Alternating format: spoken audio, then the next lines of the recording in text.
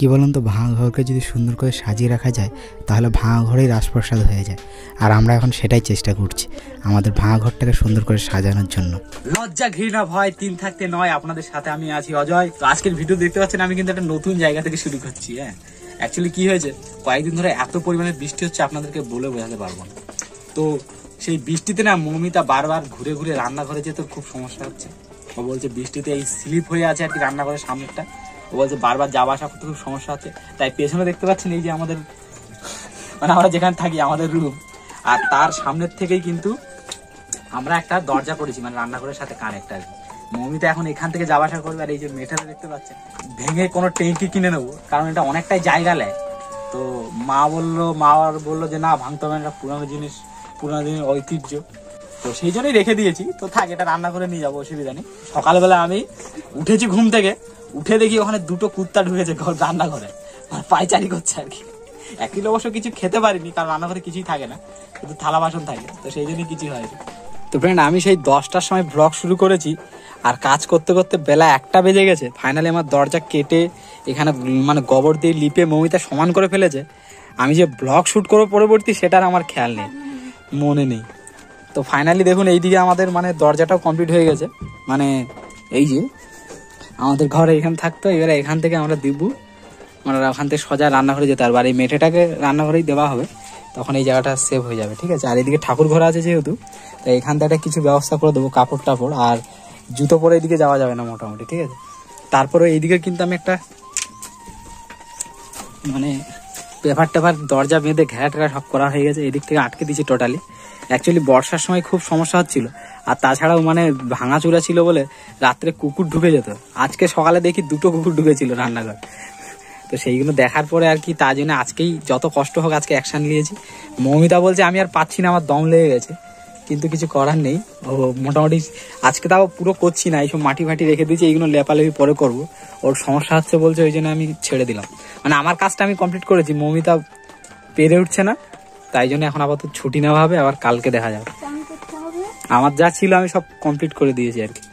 রান্নাঘরে কাজ বাজ করে স্নান করে নিলাম, আর স্নান করে খাওয়াটাও আমাদের কমপ্লিট হয়ে গেছে।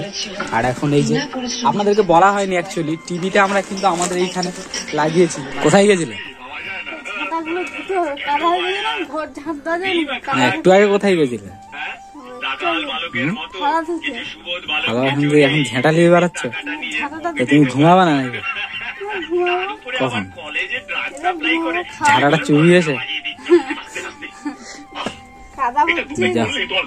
তো ফ্রেন্ড, কালকে আমরা ভিডিওটা শুরু করেছিলাম, আর কালকে শেষ করতে পারিনি, তার কারণ রান্নাঘরের কাজ পুরো কমপ্লিট হয়নি। তাই ভিডিওটা আজকে আবারও আমরা কন্টিনিউ করছি।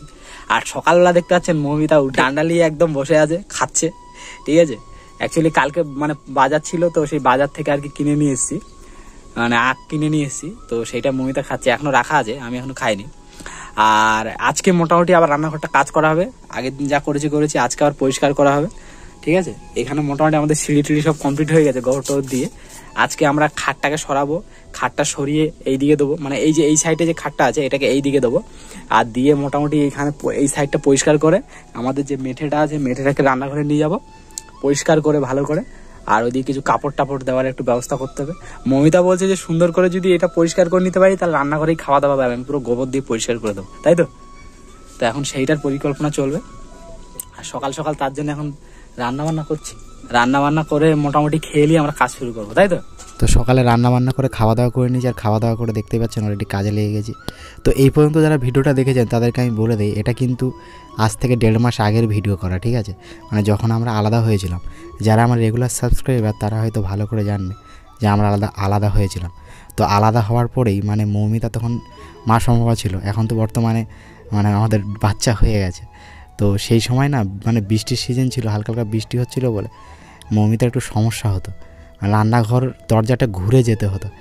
তার জন্যে আমরা আর কি এই দরজাটা শর্টে করেছি, এবং এখান থেকে মৌমিতা যাতে সুবিধা হয় সেই ব্যবস্থাটাই করেছি।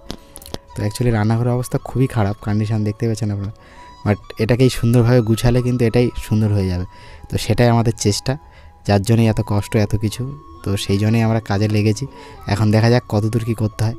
আর ইতিমধ্যে আমি যেটা বলেছিলাম আপনাদেরকে সেই খাটটা ঘোরানোর কথা, খাটটা কিন্তু অলরেডি আমাদের ঘোরানো হয়ে গেছে, গ্যাস ওভেন সব কিছু রাখা হয়ে গেছে। আমি রান্নাঘরে খাটটা সরিয়ে দিয়েছি, আর রান্নাঘরে মেঠেটা ঢুকিয়ে দিয়েছি।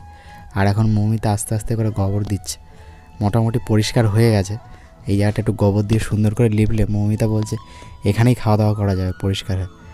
তাই দেখতে পাচ্ছেন মৌমিতা ফার্স্টে উনানটাকে গোবর দিচ্ছে, কারণ গ্যাসের তো কোনো গ্যারান্টি নেই, যখন তখন গ্যাস শেষ হয়ে যায়।